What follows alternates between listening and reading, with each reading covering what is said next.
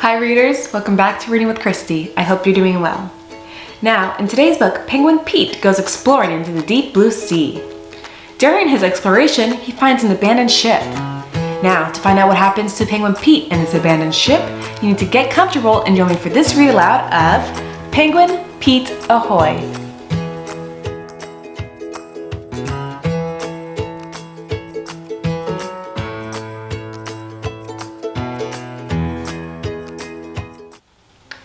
Penguin Pete woke up one bright sunny morning and said to himself, "This feels like a good day to go exploring."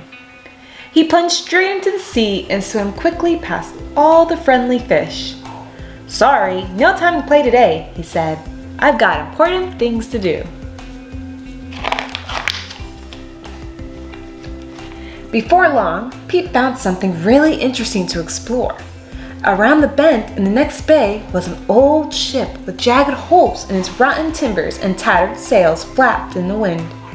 There seemed to be no one on the ship, so Pete clambered on board. "What a mess!" gasped Pete, looking at all the crates, barrels, ropes, and broken planks scattered across the deck. A sudden rustling noise startled him. It seemed to come from under an old sack. Pete waddled quietly over to the sack and pulled it onto the air. Cowering underneath was a little gray mouse. "Hello," said Pete. "I'm sorry if I frightened you, but I was a bit scared myself. I didn't think there was anyone on the ship." "There's only me," said the little creature, "and I wasn't really frightened." The mouse stood up straight and saluted smartly. "I'm Horatio, the ship's mouse," he announced. "Welcome aboard." "Nice to meet you, Horatio. I'm Penguin Pete. Let's be friends." "All right," said Horatio. "Come on, I'll show you my ship." Pete liked the storeroom best of all. Some of the boxes and packages were broken, and Pete had never seen so many good things to eat. "Does all this really belong to you?" asked Pete, licking his beak. "Certainly does," said Horatio with pride. "Help yourself." "Let's go back on deck," said Pete when he was too full to eat any more. Pete rushed upstairs and found a fishing net to play with. He swished it through the air, used it to give his friend a ride, even dressed up in it, until suddenly he was tangled in the mesh. The more he struggled to get free, the more entangled he became. "Don't worry," said Horatio. "A ship's mouse can handle nets. I'll get you out of there." Next, Horatio suggested a game of hide and seek. Pete tried his best, but he wasn't very good at hiding, and the mouse, who knew every nook and cranny on the ship, quickly found him every time. "Let's climb to the top of the mast," said the mouse. "You can see the whole world from up there." He scampered nimbly up the rope ladder. Pete struggled to follow him. "The view from here is wonderful, isn't it?" said Horatio. "Yes," said Pete, "but I don't like being so high up. I'm feeling dizzy." "You're just seasick," said Horatio wisely.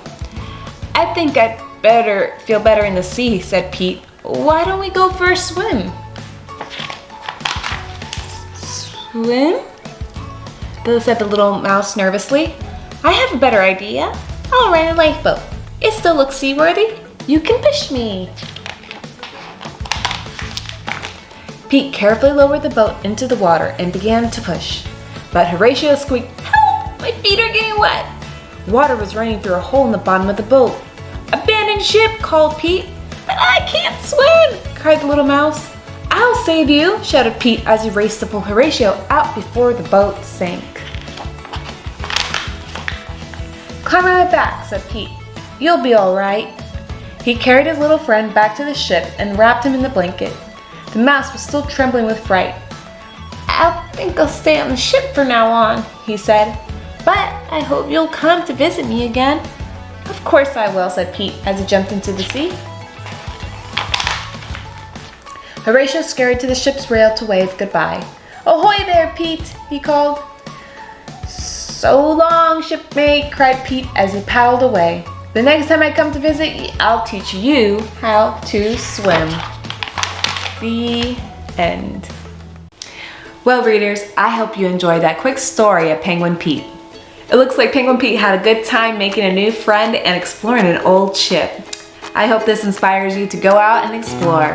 I can't wait to see you in our next Read Aloud on Reading with Christy. See you later.